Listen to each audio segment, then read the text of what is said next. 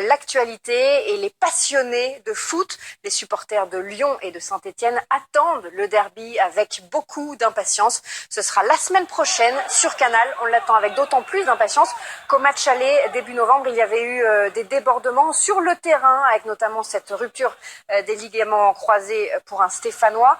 Des violences qu'on voit de temps en temps sur les terrains. Lors de ces derbys, il se passe toujours quelque chose. Alors pourquoi il y a cette rivalité historique entre les deux clubs? Pourquoi Saint-Etienne et Lyon se détestent à ce point-là? C'est une enquête d'Étienne Pidou avec Christelle Schneider.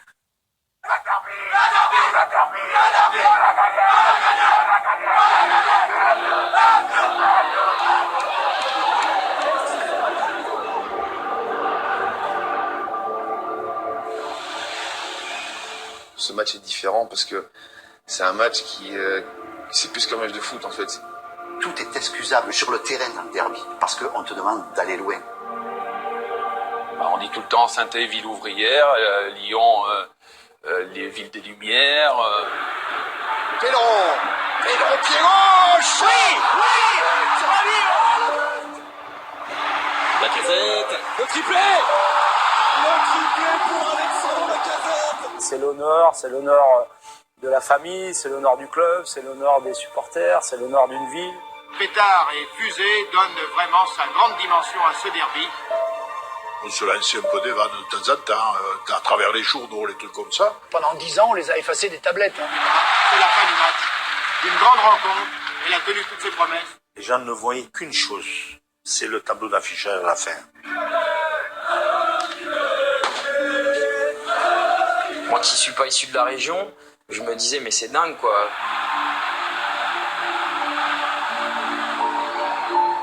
Je pense que c'est aussi important dans les deux clubs. Lyon, il va jamais vivre sans Saint-Etienne, et le contraire aussi. Il n'y en a qu'un derby, c'est Saint-Etienne-Lyon ou Lyon-Saint-Etienne. C'est le plus gros derby du championnat de France. Les autres derbys, ça n'a rien à voir. Un combat qui s'écrit depuis 1951. Une lutte qui a déjà connu 111 épisodes. Un affrontement avec ses effusions et ses débordements. Un duel qui fascine les foules au point d'établir des records d'affluence, comme en 1980. Ceux qui vont faire cet exceptionnel, qui vont fabriquer cette exceptionnelle rencontre entre les voisins lyonnais et stéphanois, eh bien ce sont les 50 000 témoins du stade de Gerland. Le tout nouvel entraîneur de Lyon, Bruno Genesio, avait alors 14 ans. Ce jour-là, il se trouvait dans le virage de la Pendule, comme simple spectateur. Il y avait du monde absolument partout dans ce stade, même à des endroits incroyables, sur le toit de la tribune Jean Jaurès, sur le toit de la tribune Jean Moin, sur les pylônes électriques, donc le stade était plein à craquer. Et c'est le premier souvenir qui me vient à l'esprit quand je pense à un derby, c'est celui-ci. Des face-à-face fiévreux espérés par les joueurs des deux camps, génération après génération. Comment ce derby a-t-il acquis une telle aura? Sur quoi repose l'animosité entre Lyonnais et Stéphanois? «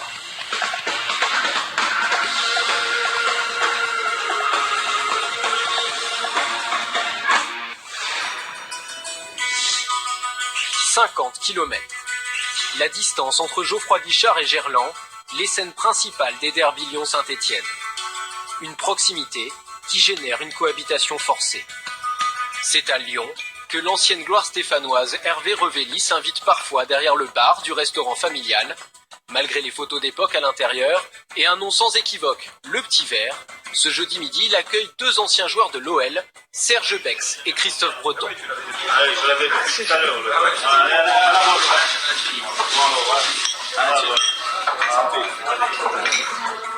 Des voisins qui échangent. Tu étais pote avec les Lyonnais? Il y avait des moments, j'étais très bien avec c'était Jeannot Baeza. Pourtant, c'était pas un temps. Ouais, c'est la santé. De façon plus ou moins amicale.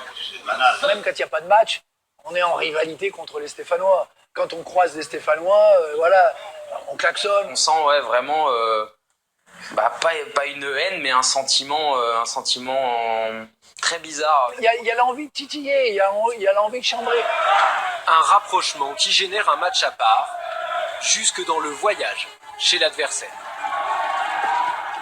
c'est le seul déplacement où tu prends pas l'avion. Donc déjà, tu vas en bus. Après, j'aime le fait qu'ils mettent des banderoles « Bienvenue en enfer », des trucs comme ça. J'adore ça, moi j'adore ça.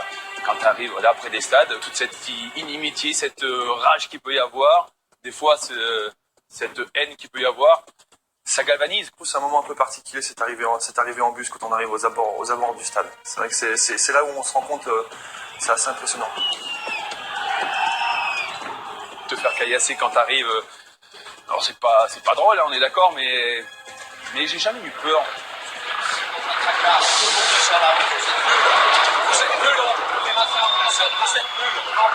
Folklore, puis bon, le mec il jette une banane ou même son téléphone dans la vitre. Bon,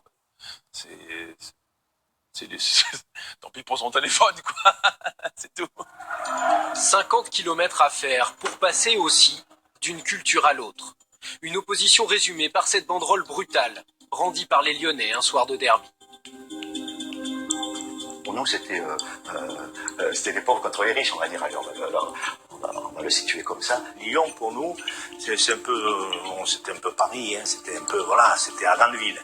Alors, on venait à Lyon que parce que on venait faire des courses ou alors venir à un petit restaurant, un truc comme ça. Mais on y venait, mais c'est vrai que souvent, on y venait sur la pointe des pieds.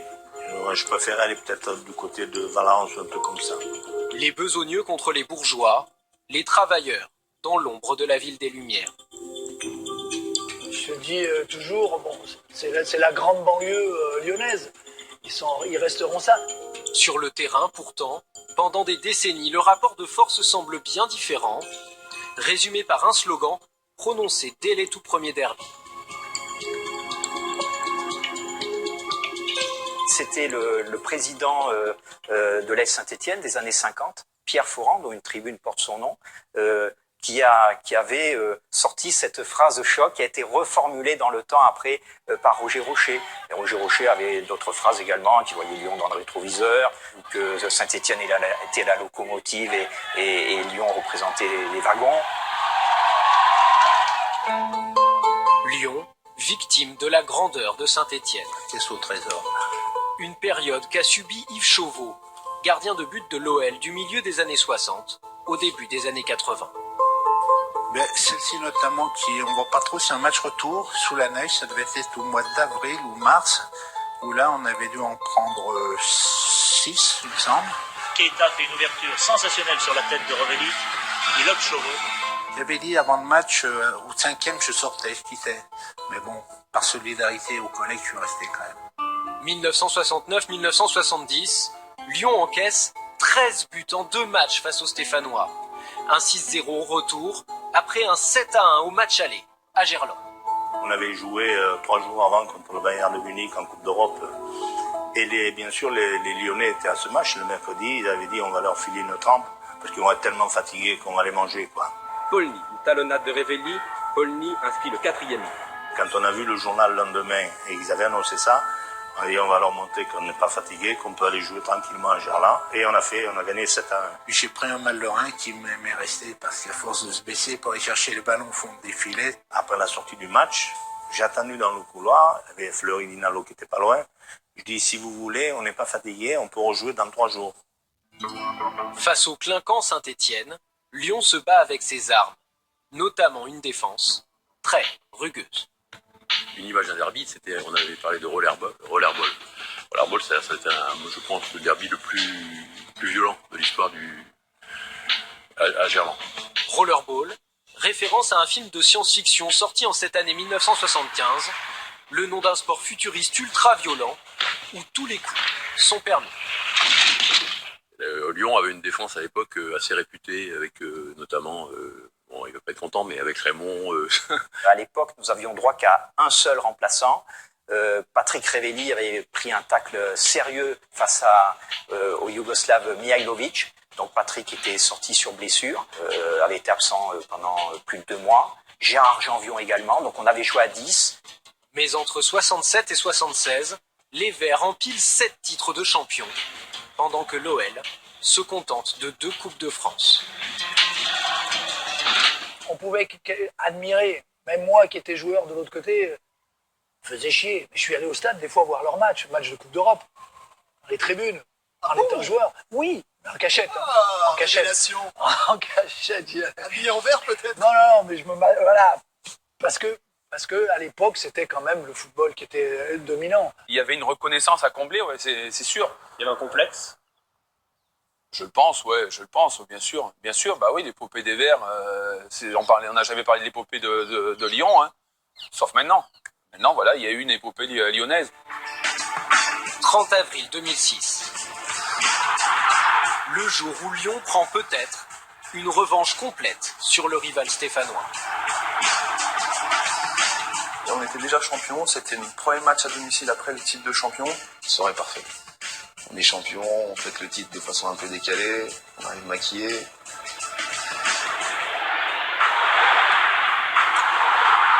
en plus on gagne 4-0, au final on survole le truc.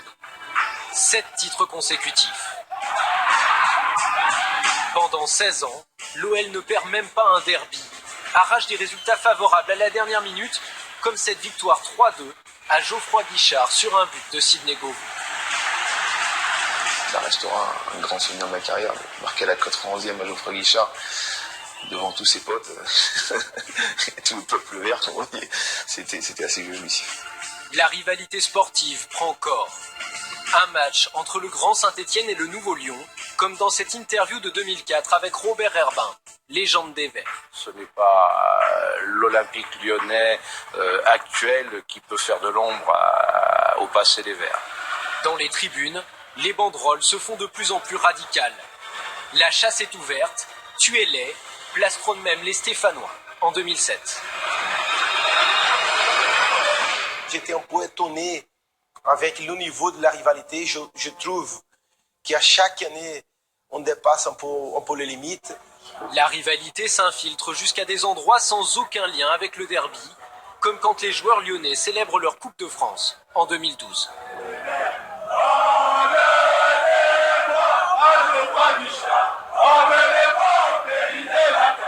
Il me semble que la misère serait de supporter les Verts. Des dérives qui font écho à des scènes parfois glaçantes. Des jets d'objets en fer sur le terrain dans les années 90. Je crois qu'il fallait arrêter la partie parce que c'est lamentable. J'avais vraiment plus envie de jouer.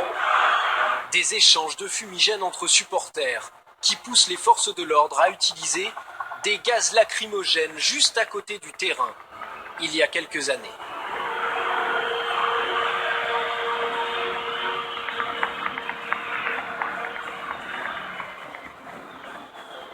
Il y a beaucoup de haine, il y a beaucoup de... c'est plus que... C'est plus le derby, le premier derby que j'ai connu, quoi. C'est quelque chose qui fait peur. Ouais.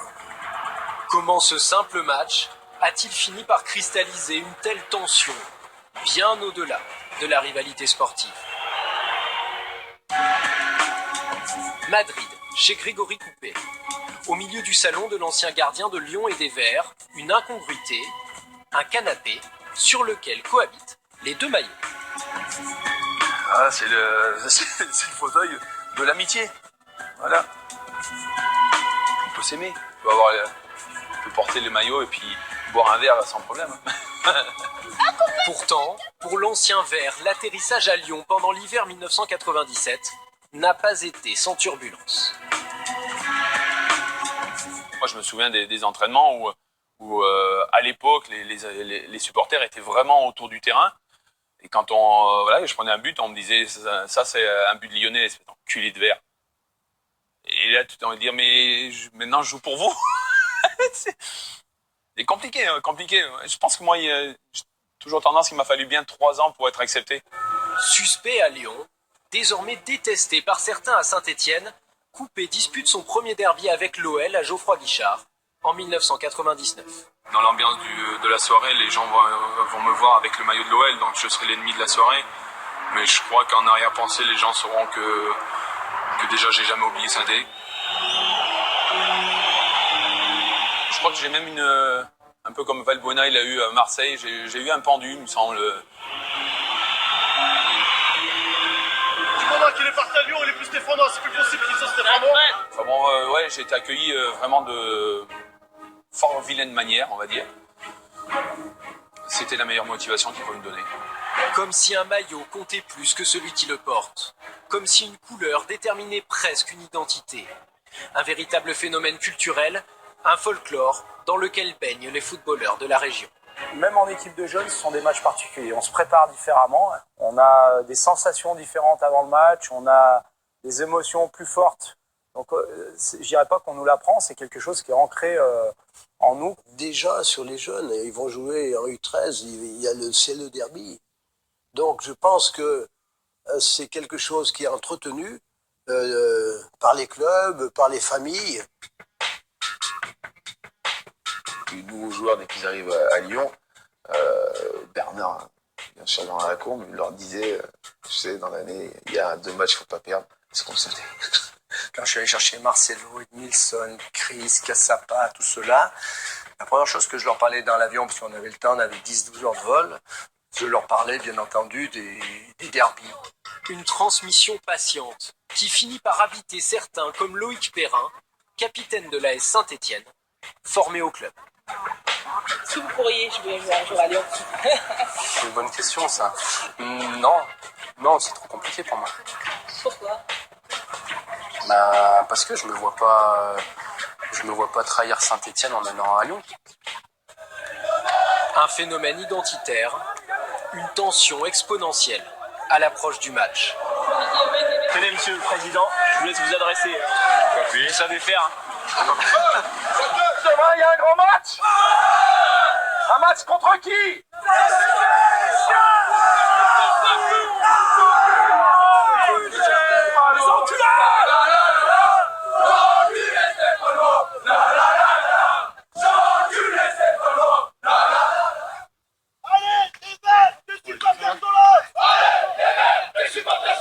Les supporters omniprésents, jusqu'à quelques mètres du terrain d'entraînement, même la veille du choc. Les groupes de supporters viennent nous parler avant l'entraînement pour vraiment nous exprimer leur envie, leur soutien. Je ne veux même pas entendre parler de perdre. Si on est champion, c'est bien, mais perdre le derby, ça sera là. On sent que c'est vraiment viscéral, quoi. C'est quelque chose qui leur prend aux tripes et c'est pas question de vie ou de mort pour eux, mais pas loin, quoi. Un contexte brûlant, traditionnellement entretenu dans les médias. Vous avez des consignes spéciales? Il faut casser les jambes et... Non. Enfin, quand même. Mais les Stéphanois, j'ai rien à leur dire, ils ne m'intéressent pas. D'ailleurs, s'ils veulent rester chez eux, ils peuvent rester chez eux. Non, je plaisante. Je dis, moi, les Verts me donnent les boutons à l'endroit ou à l'envers. Voilà, je veux dire, c'est du folklore, c'est pour rimer un peu, c'est parce que voilà, ça tombait là, ça me faisait rire déjà, moi. Quand Raymond Domenech était entraîneur ici, la semaine qui précédait le derby, c'était toujours des conférences de presse extraordinaires pour les journalistes parce que chaque fois, il envoyait des pics, des provocations. On sait que le public stéphanois, il est nul. Qu'il y ait cette rivalité entre deux équipes qui sont souvent, qui ont les derniers temps en haut de l'affiche, qui rivalisent à chaque fois, c'est un bonheur. Et ça, on doit continuer à l'entretenir. Après des semaines, des mois de montée en pression, les joueurs se retrouvent enfin dans l'arène.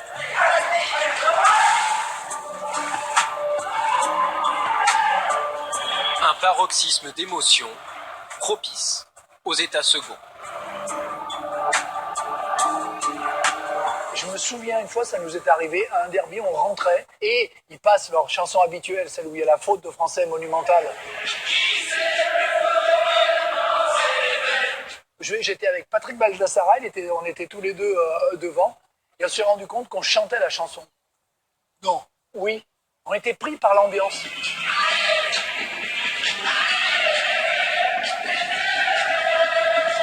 On chantait le truc, on s'est regardé, on s'est rendu compte tous les deux, mais qu'est-ce que tu fais là?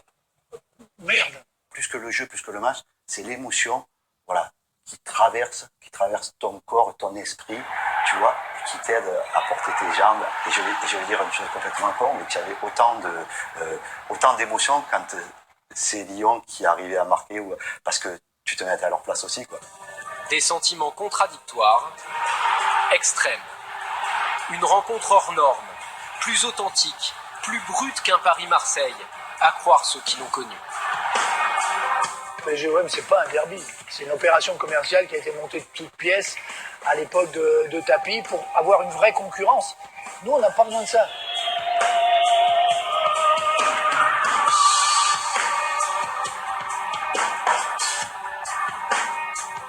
Je sais pas comment l'expliquer. Je trouve que c'est plus fort dans les gènes entre Saint et Lyon qu'entre Paris et Marseille. Ce déferlement d'émotions semble désormais impossible à contenir les soirs de match. Une colère sourde des tribunes qui peut se déchaîner pour une écharpe pendue dans le but par Joël Batz en 2013.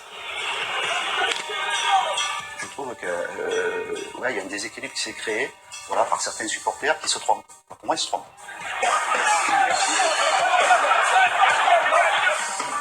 Moi, je me suis retrouvé, je suis allé voir un ou deux matchs à Lyon. J'étais joueur à Saint-Étienne et je pouvais aller voir un match à Lyon. Maintenant, c'est un peu plus difficile.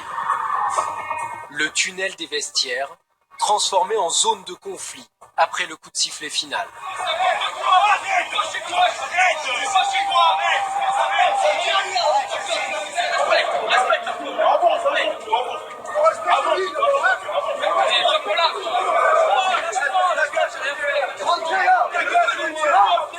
L'odeur du derby semble désormais trop enivrante pour ceux qui le fabriquent. Aujourd'hui, je dirais qu'il faut qu'on fasse très attention à ce qu'on dit. Parce qu'on a une responsabilité vis-à-vis du public, vis-à-vis de ce qui peut se passer après autour du match. Une crispation résumée en novembre dernier à Gerland.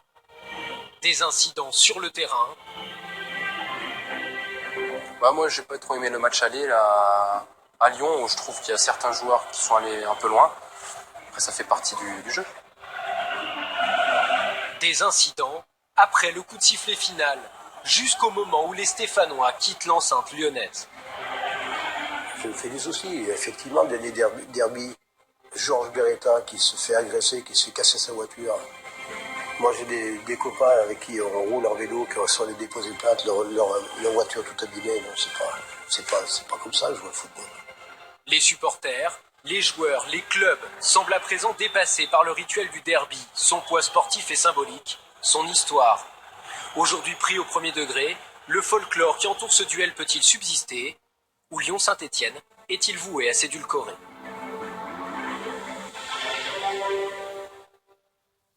Une enquête d'Étienne Pidou avec Christelle Schneider et Géraldine Pauget. Le prochain derby, ce sera donc la semaine prochaine sur Canal, dimanche soir. Étienne, on peut ressortir deux grandes raisons à cette rivalité.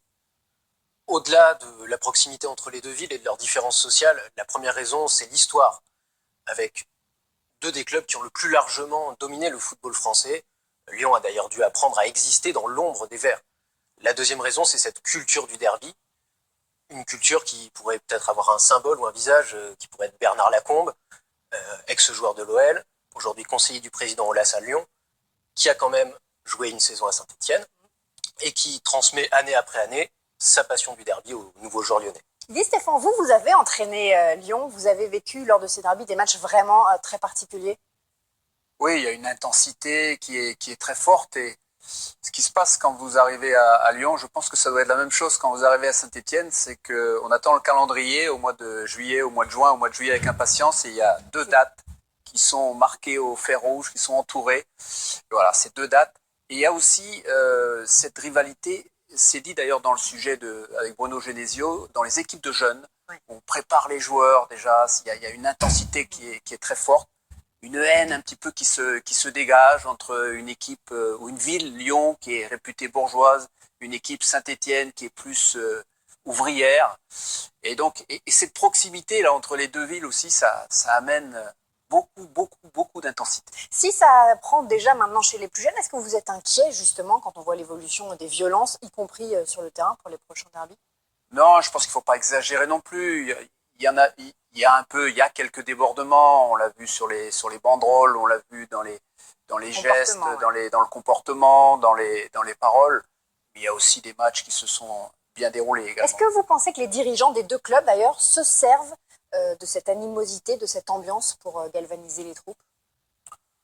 Oui, c'est de bonne guerre. Il y a la semaine qui précède le match, et il y a souvent des déclarations qui vont un petit peu au-delà quelquefois de ce que peuvent penser les gens, mais je crois que globalement, il n'y a pas quand même d'énormes problèmes, même si, évidemment, ça reste un gros derby. C'est plus important que le derby de la Côte d'Azur, c'est plus important que le derby du Nord entre Lens et Lille. Et entre Lyon et Saint-Etienne, ça restera un derby et probablement le plus gros derby qu'il y a en France. On voit les dirigeants de Saint-Etienne dans les couloirs de Gerland. Pour Jean-Michel Aulas aussi, c'est un gros rendez-vous. Mais on a parlé de Lacombe, mais on a aussi, bien sûr, on doit parler de Jean-Michel Aulas, parce que non seulement lui, parfois, souffle un peu sur les braises, hein, quand il parle des autistes, ou quand il avait parlé de la PlayStation, cette formule assez célèbre, c'est aussi celui qui a changé le cours du derby. Parce qu'avant, il y avait surtout Saint-Etienne qui dominait. Avant 87, avant que Aulas devienne président de Lyon, regardez, Saint-Etienne, on le voit à gauche, termine 26 fois sur 29 devant Lyon en Ligue 1. Il y a cette prise de pouvoir, et après, Lyon termine devant les Verts 17 fois sur 20. Il a vraiment changé le destin, le cours de cette histoire-là. Et la succession d'Aulas doit être, à ce moment-là, examinée avec beaucoup plus d'importance, parce que ça pourrait également changer à nouveau le cours du derby. Jean-Michel Aulas